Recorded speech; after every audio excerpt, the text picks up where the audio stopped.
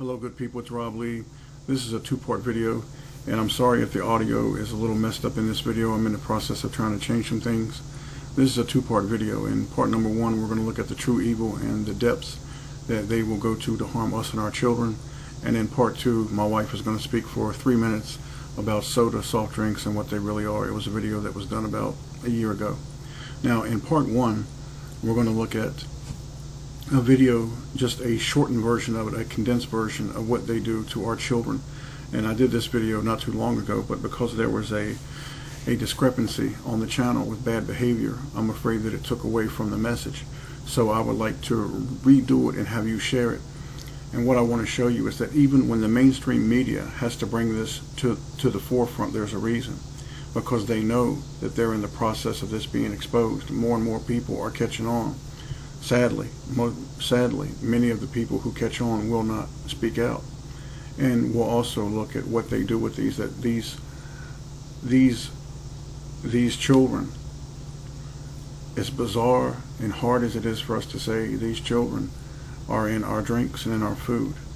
You know, it's almost surreal to even say something like that. How do you even say that we would live in that kind of a world, but we do. And this is the evil that really lurks among us. And sadly, many of them are in churches, they're in businesses, they're in schools, they're your neighbors. This is the true evil that is right next to us all. And these are the monsters that have declared war on us. Judgment Day is fast approaching.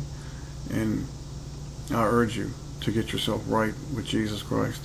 I hope you learn a lot from this video again, and may you share it with other people so that they may know this is where we are truly at. May the Almighty Father bless each and every one of you in the name of Jesus Christ. Now a story we guarantee most of you have never heard before.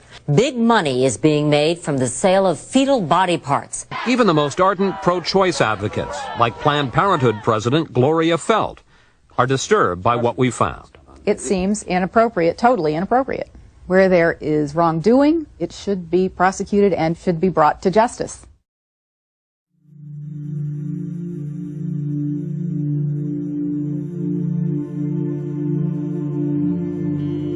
A lot of people want intact parts these days because they're looking for specific nodes, AV nodes, SA. I was like, wow, I didn't even know. Good for them. Yesterday was the first time she said people wanted lungs. And then, like I said, always as many intact livers as possible. People just want livers. Some people want lower extremities too, which that's simple. I mean, that's easy. I don't know what they're doing with it. I guess they want muscle. Yeah, a dime a dozen.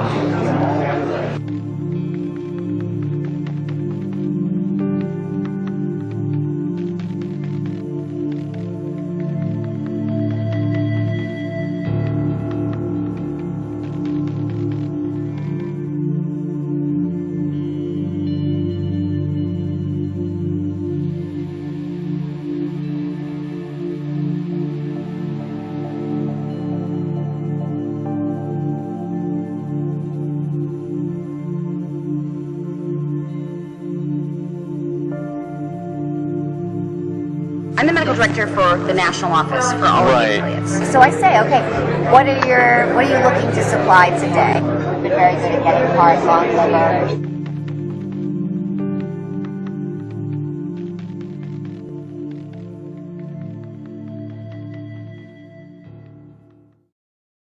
Every provider has had patients who want to donate their tissue, and they absolutely want to accommodate them. They just want to do it in a way that is not perceived as this clinic is selling tissue, this clinic is making money off of this. Okay, so when you are or the affiliate is determining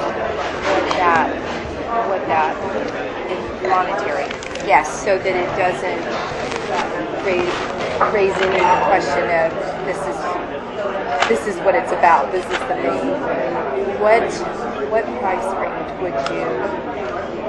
You know, I'm going to throw a number out. I would say it's probably anywhere from $30 to $100, depending on the facility and what's involved. The $30 to $100 price, that's per specimen that we're talking about, right? Yeah.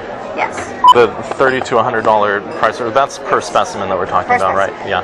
Yes. How much of a difference can that actually make if you know what's expected or what we need versus. It makes a huge difference. I'd say a lot of people want liver, and for that reason,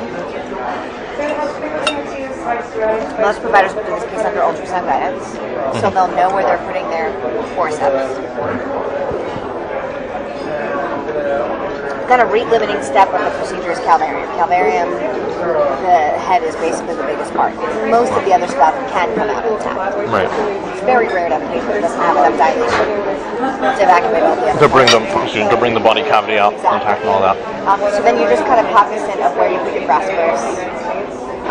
You try to intentionally go above and below the thorax so that, we've been very good at getting hard, long liver because we know that, so I'm not going to crush that part. I'm going to basically crush below, I'm going to crush above, and I'm going to see that get out intact. And with the calvarium, in general, some people will actually try to change the presentation so that it's not a vertex. So it's a vertex presentation. You never have enough dilation in the beginning of the case unless you have a real huge amount of dilation to deliver an intact calvarium.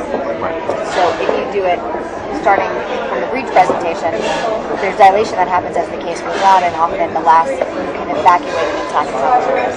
So I mean, there are certainly steps that can be taken.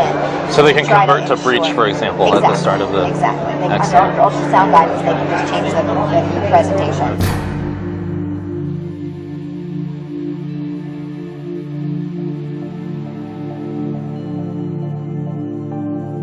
Under ultrasound guidance, they can just change the presentation. To bring the body cavity out intact and all that. So if you do it starting from the breech presentation, there's dilation that happens as the case goes on, and often the last you can evacuate an intact calvarium.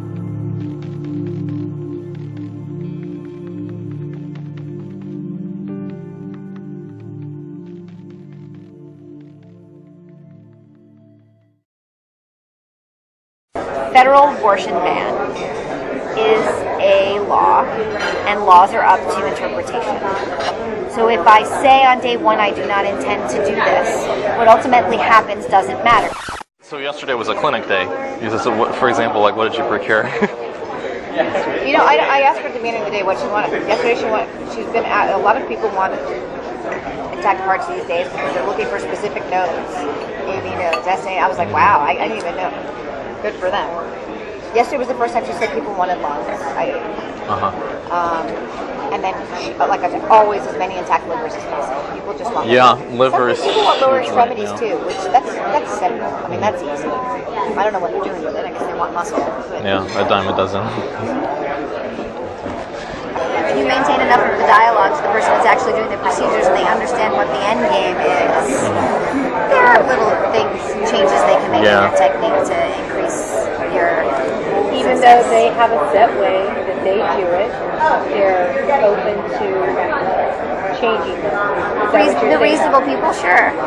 For example, so I had 8 cases yesterday, and I knew exactly what we needed, and I kind of looked at the list, and I said, all right, this 17-weeker has 8 lambs, and this. So I knew which were the cases that were probably more likely to yield what we needed, and I made my decisions according to that too. So it's worth having a huddle at the beginning of the day, and that's what I do.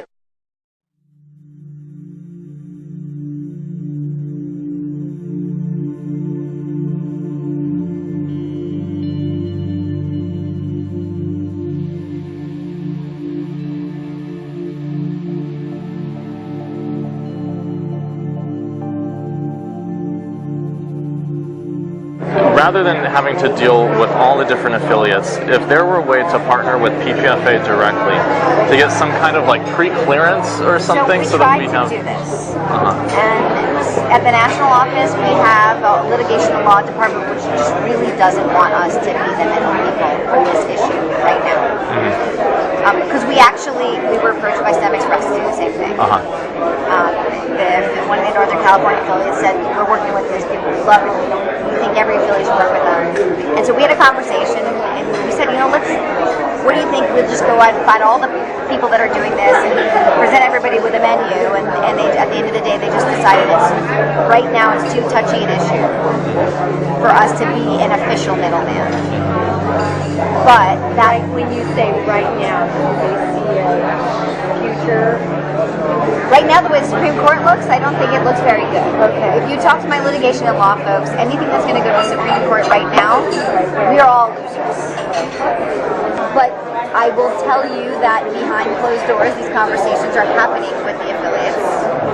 Cecile, I want to thank you so much for Dr. Nuka-Cola. She's been so helpful for the past couple of years. I'm just with the fetal tissue collection. She's been very, very helpful. Look forward to talk to you and how to like. Okay, great. Thank you. Amazing. And thank you for Parenthood. Thank you. For Planned Parenthood.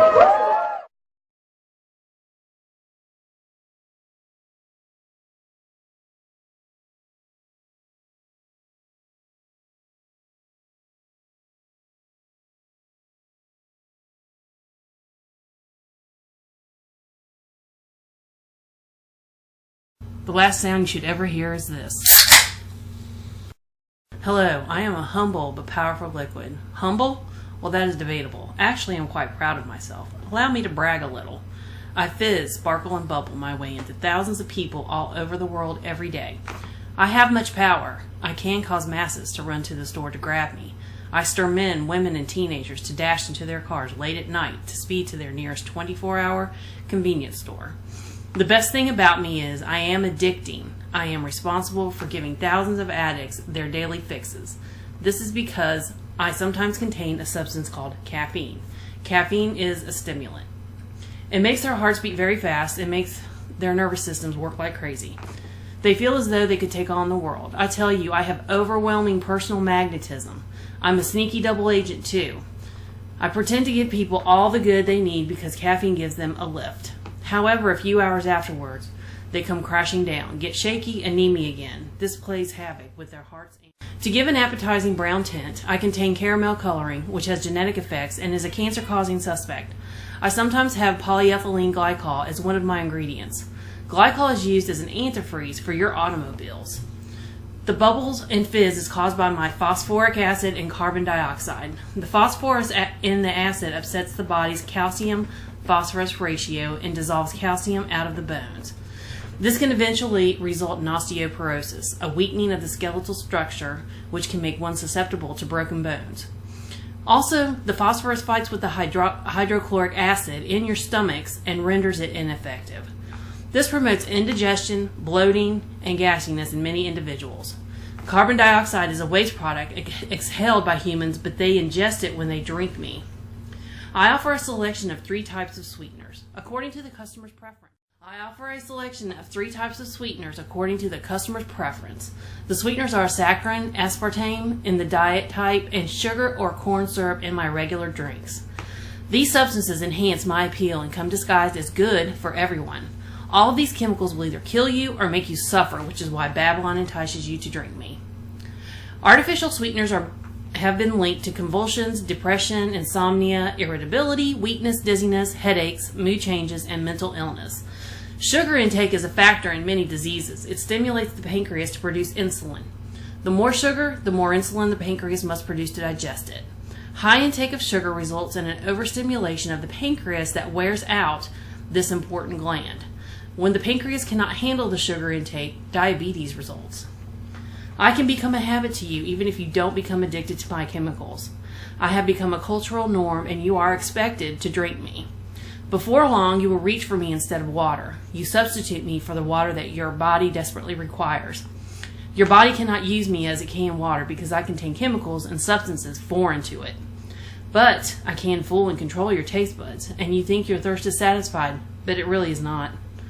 I am not a mere liquid, I am a very powerful liquid, and I can ultimately take control of your body. Thank you for giving me such a strong place in your life. Please don't ever wake up and take this power and control back. Don't kick me out of your life. I need you, and I have become a great tool of Babylon to make you sick. But when you do get sick, remember, Babylon will not be there to help you. The last sound you should ever hear is this.